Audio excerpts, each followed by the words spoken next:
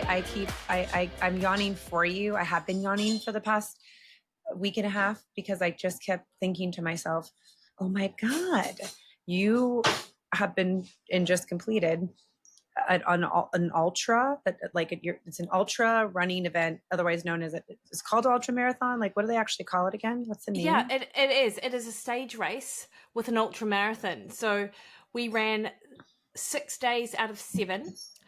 And for a total distance, and Jess, do you know what? I will say I didn't even believe that I could do it myself.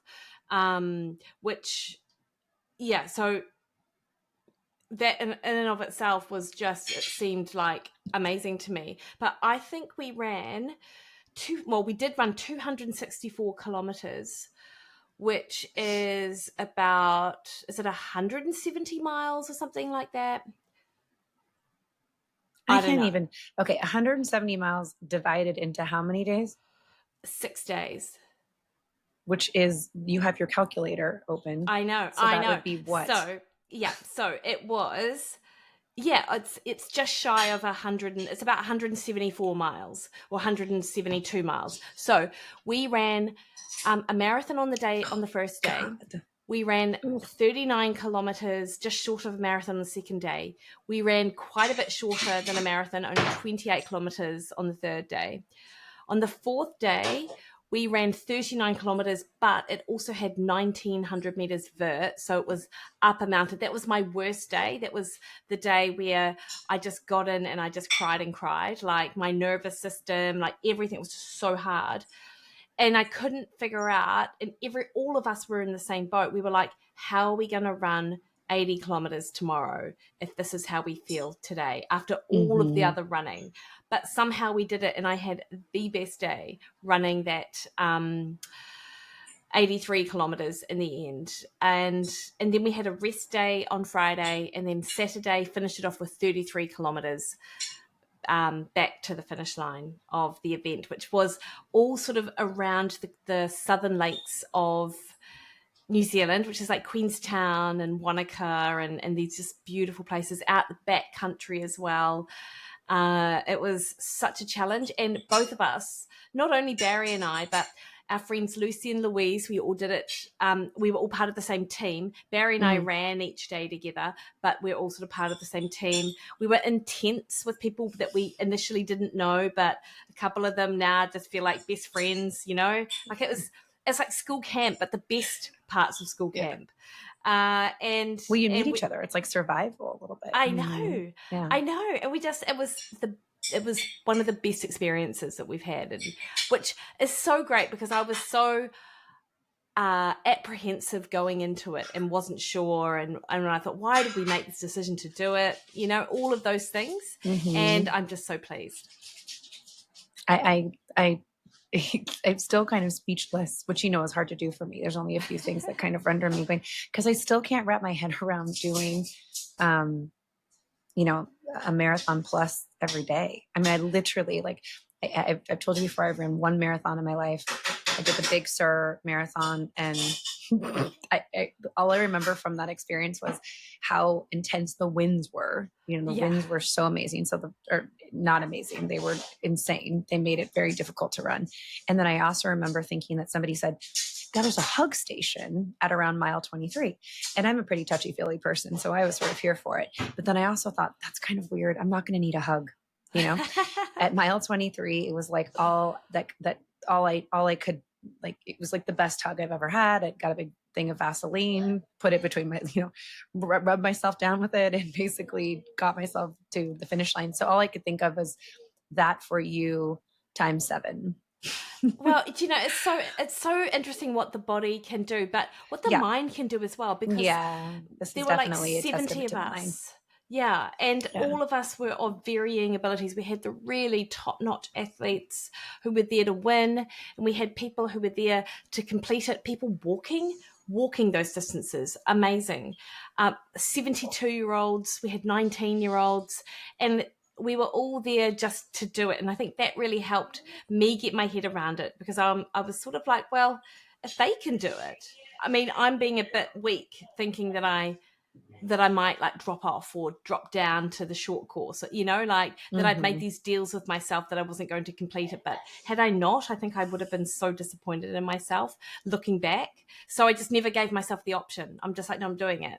And it's same on that really horrendous day, which was so hard. I just did not think about that next day until I had finished, and I never gave myself the option of going shorter on that day. And we I could have as well. I I guess kind of going back just a little bit, I'm curious about people like you who initially pick something this where you did this road to ultra marathons start as hey, I just really love running and I think I'm gonna do a half marathon and I'm gonna run toward that goal. Like what because I think there's a real, even for runners, I think there's a real different kind of point between people that do half marathons or 5Ks or and marathons and then ultra marathons. So I'm just curious, like, how did that happen for you? What was the progression there? Yeah.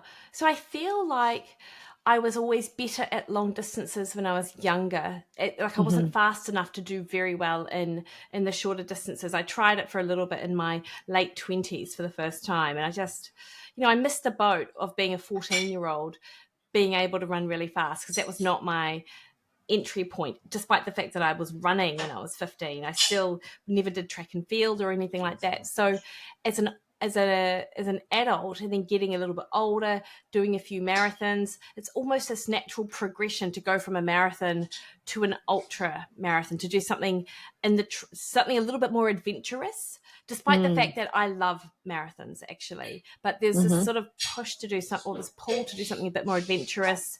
And a lot of it is the people you meet. Like some of Mm, my best friends in my life are runners, and it's because we have this shared experience of what it takes to do it. And then of course with Barry, he was a late to life runner, so I think he started running maybe in his late 30s. And mm-hmm. then and his friend Lucy, who was actually on in the event, and it was her idea to do the event actually. She encouraged him to do like a trail running event, and then he got the bug to sort of do the 100K and do events of that length. So because of Barry, that got me interested, because he was always more interested in doing sort of missions, and I love doing missions. Like you go out all day and then you sit down and eat beer and drink beer and eat chips. Like that's why you do it. That's your Uh, goal. it is, and then bask in the physical weariness of the day, knowing you've had a good day out, and maybe in part as well, just because a lot of our actual work involves being in front of a computer, Mm-hmm. and so you're not that physical. And I've mentioned before about how my nervous system really loves movement, like it feels really calm, Yeah, and so totally. so I feel like that's sort of also aligned with how I like to operate. It's lovely. And yeah.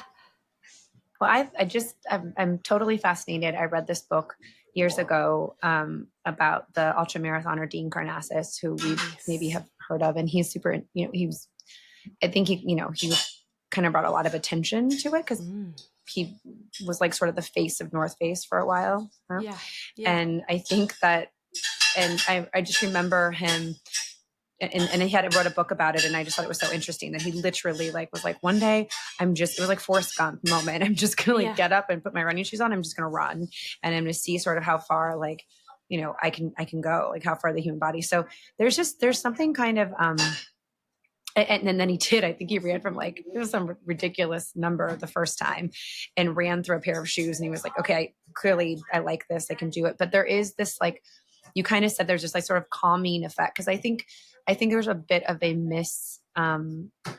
like I mean, my sport the same, but I think there's a little bit of a lack of understanding. I think people that do ultra marathoners, I'm sure the first thing they say, not your best friends and your crew, but the outside world, is kind of like half intrigued and half just sort of probably say to you, how can that be healthy? You know what I mean? Like, that Mm. just seems crazy. That's so far. Mm. But really, I kind of think like there's sort of a primalness about it, like it's almost like one of the first sort of things that man did. It's like walk and run. So but I'm so the running part I sort of get, but there's really something different psychologically, warriors type mindset, but also just for you, it just sounds really cathartic that allows you to kind of go past that point of, what the majority of the world does, which isn't. You're kind of in a sort of an elite, unique class of people that can do this. Their bodies and their minds can run, an extensive amount of time. And I feel like it's much more mental than it is physical, because like the training for it is no different from training for a marathon. Like, so whether or not it's healthy is almost a moot point. It's 1 week out of a year, so anything short term like that, it's like, it's no point even having a conversation about whether or not it's healthy, because because you'll hear people in our field say that to do like zone 2 training isn't necessary or isn't healthy for women. And oh gosh, there's so many. That's what I mean. It's like we're just here to it's like just crazy. Talk about all the things people hear, you know what I mean, and basically just lend a little insight to it. But I think so you just said something interesting. So when you're training for an ultramarathon, so even it's 1 week, I know, out of the year, so your average mileage in a week would be what? Between 75 and 102 kilometers, but we had very few weeks. So over the last maybe 12 weeks, we had maybe 4 weeks that hit above 100, and most of them were more around that sort of 85 to 90, which is high. Is certainly high, but a lot of it is hiking as well. Like, it's not running on the road. And, it's interesting actually, Jess, because I help out Hayley Babcock from Hayley Happens Fitness, and I'm in her Facebook page, and I introduce myself and what I do, and someone else was like, oh, I love it. I love marathons too. And everyone tells me after menopause, I have to stop running. And I'm like, that is ridiculous. Like, oh my God, I know. Feel good, and if you get a lot of joy from it, then you just continue to do it. And if your current or your previous running load no longer, you're unable to do what you used to be able to do, then just scale it back to what your body can tolerate. Like, I would love if we just went back to why we're talking about primal things. I would love for us to remember, and we can talk about this at a later date, but it is amazing to me how quick people are to take on things and narratives that don't belong to them. That can be anything, especially when you talk about, premen's, I'm not supposed to run. I'm supposed to take these hormones. I'm supposed to be on this thing. Well, what are your symptoms? Do you know what I mean? Like, what are you feeling? I think it's a really good point. If running feels, and you just said it perfectly. In fact, what our audience can't see right now is what I see. And when you were describing, you cried on one of the mountains, but we do that. But it was more for you. It's like, it almost feels the same way as having a beer in the sun with bears. You're just like, oh, this feels good.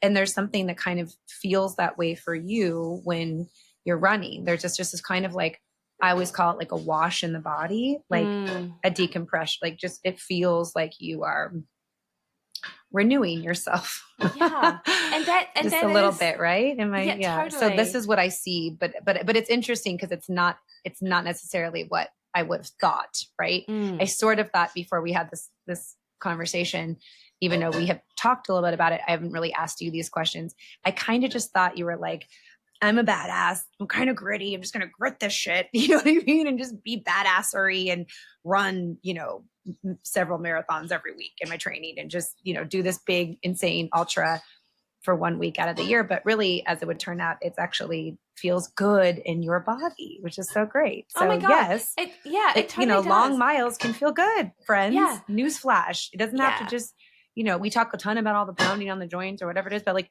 for some friggin' people, this distance and this type of training feels great. And, I did a lot of, like, Barry and I ran every day together. We ran the race together. And so there was just something really lovely about knowing that I didn't have to talk to him. He didn't have to talk to me. We sort of could just read each other's moods, figure out like how each were feeling. So we could sort of bring what was needed to the run. So when he was having a low patch, I was sort of checking up on him, and vice versa with me. But there was a bit of that grit and determination. There was but there was more than a bit. There was a lot of that. but it was in the context of feeling good about being able to achieve it, not like, this is a grind, I want it done. It was like, I can't believe I'm out here doing this. Like, how amazing is this? And for what it's worth, running is not bad for your joints. People say that all of the time. Oh my God. All well, of yes. the research, All of the research shows difference. Okay. Yeah. So running doesn't wear down the joints. What'd you say? Running doesn't wear the joints down. Everyone, like, you hear it all the time. Why do we hear this? Why did they come up with this? Yeah, because there are people who are injured for various reasons, and they think that it's the running that's causing. They're like, oh, running causes wear and tear in the joints. Whereas what you see, actually, if you look across the board, activity strengthens joints. It doesn't like wear them down. It's very good. As you must know, because you throw a kettlebell around all the time. Yes. I mean, my sport, no one gets it right. They all want to call it because it actually, as I listen to you talk about you're an ultra marathoner. Say hi, Mikki. Hi, Mikki. Hi. Gemma's actually a budding kettlebell athlete. Yes, I see that. I think you said something that was really powerful, and it's always been one thing that's attracted me to kettlebell sport. Well, two things really. I love the idea that a 7 or 8 year old could also be running or competing or kettlebelling with a 70-year-old, right? Like I love that it spans, that amount of time. And can I talk in your microphone? You can when we're done. I know it's fun. Gemma wants to be a singer in addition to a kettlebell athlete. Oh, brilliant. These microphones just look so darn tempting. I get it. Yeah. Bring your guitar over here and just belt it out. But I love I love that piece.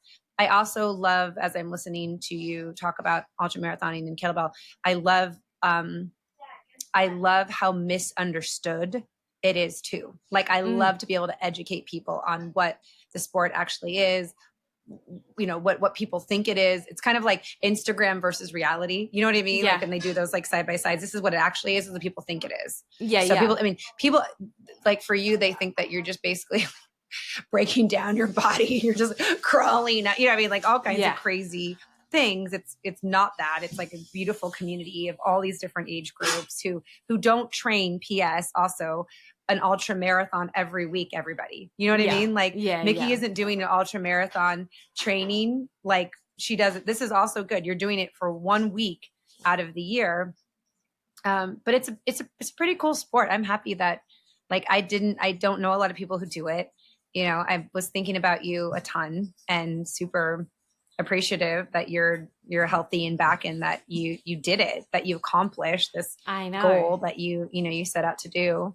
But it's kind of fun. We're both in sports that are a little bit rogue, Well, how did you get into kettlebells, Jess? Like, what was your entry point? It's like people ask me this question a lot, and I can't say that I was out looking for it. I mean, my background is in more traditional sports. I was like a tennis player, and I was a gymnast in my early days, and I did some triathlons, and I swam, and so I kind of did more familiar sports to people, and then. I had 2 business partners and we had a gym, and it was right around the time that like CrossFit was very popular. And we kind of wanted to have something that just set us out a little bit apart from that. But still kind of had that kind of gritty, different thing about it. But what I really liked is that I wanted something, because one thing that CrossFit has always had is that they've had this competition piece to it. So I really, I'm an athlete at the end of the day. I like competing. So I really wanted to find something that allowed me to compete in a sport, that you could kind of like grow with at all the points in time. And it just happened to be that like at the time my business partner was like, hey, there's really, this is like this sport. I found it.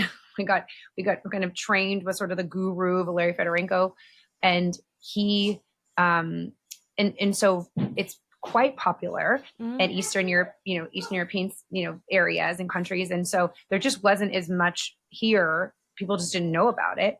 And so he's like, let's start a all women's kettlebell sport team. Cause that's what people do. Right. I mean, I was like, oh, what? Like, and so I looked at it, and you see kettlebells now, they're all over the place, but I love my kind of claim to fame is like, I was doing this sport when people had no freaking clue what the hell it was. They still don't understand it as a sport, but they definitely understand what a kettlebell is. And it's grown, in popularity. But yeah, you compete with the darn thing. Looks like a big ass bowling ball with handle on it. The kettlebell sport bells are hollow on the inside.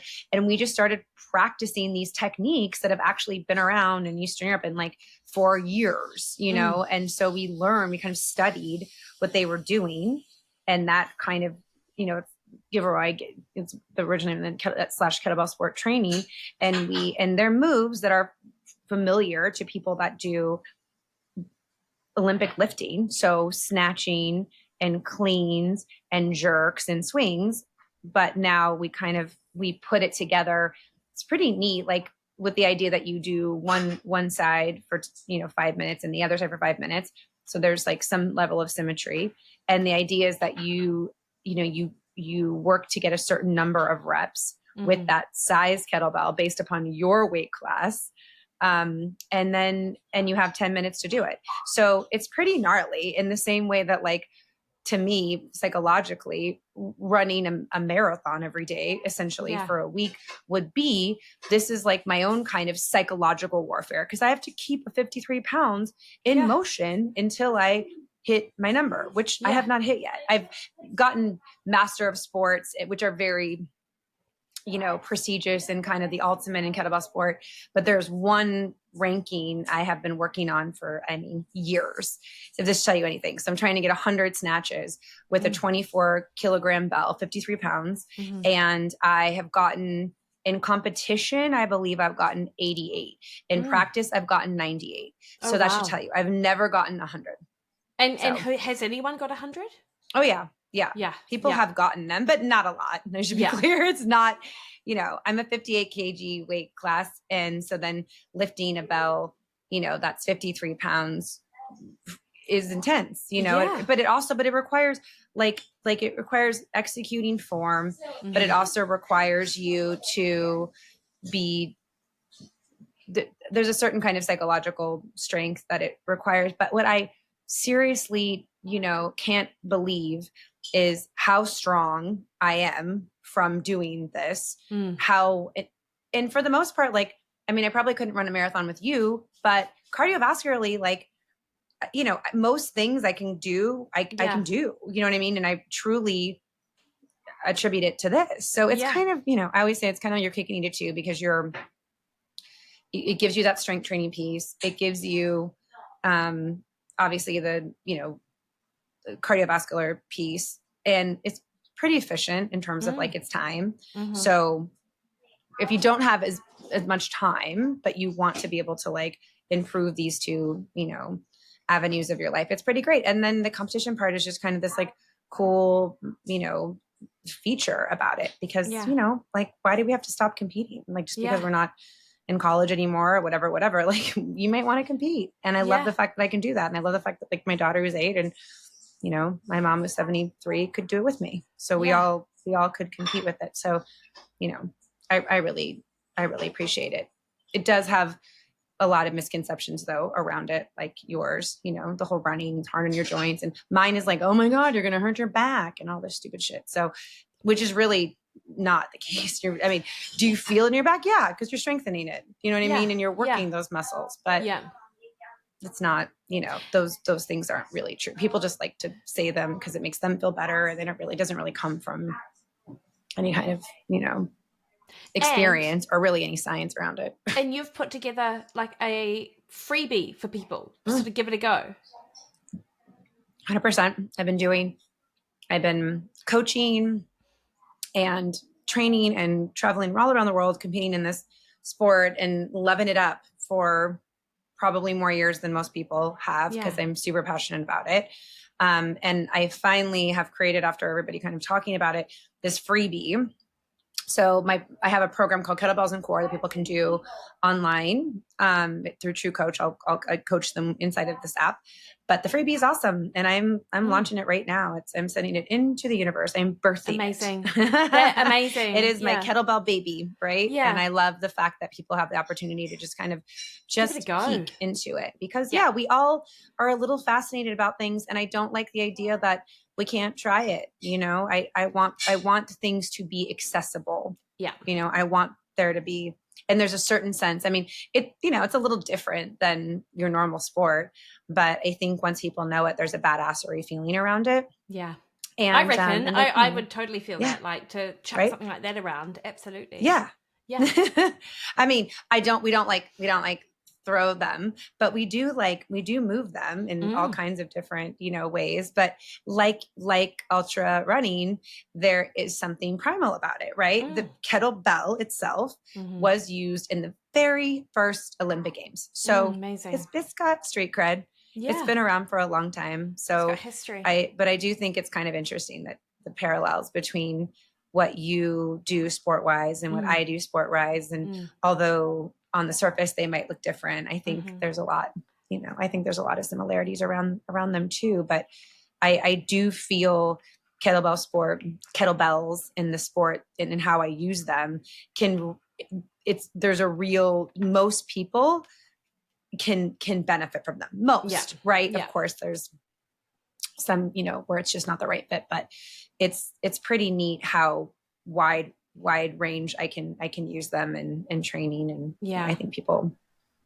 like it. It's a lot you can do with one little piece of equipment, huh? I know. And I feel like that's quite cost effective for a lot of people. So they don't have to worry about getting 18 different sort of pieces. Yeah. You guys, it's so cost effective. It's cost effective for your wallet, but it is equally cost effective for time. Yeah. And that's one of the most precious commodities of all, right? Yeah. But also understand that, how about this then? Because it's interesting, I was seeing something else on social the other day, and they were talking about how, we've had the conversation about whether or not you need to lift heavy and what that means. And so you have to do 5x5s, 5 reps and do 5 sets and have 2 to 3 minutes each set to recover. And I just thought, that's a lot of time, and not a lot of people have time. And to your point, you're strong and badass, and you don't, I mean, I know you lift in the gym, but I don't think that you don't devote your life to lifting heavy. I mean, you're kettlebell. No, I think what you and I continue to do on this podcast, which I feel very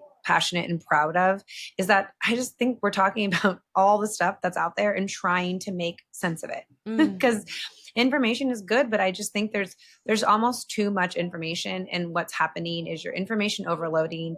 You're believing that you need to do everything. You're then doing nothing. And then the other thing is that you're not listening to your body. Yeah. So, lifting is important, right? Putting like carrying weight, on your, being able to lift, because in life we have to lift things literally, emotionally and physically, and actually being strong helps with both of those.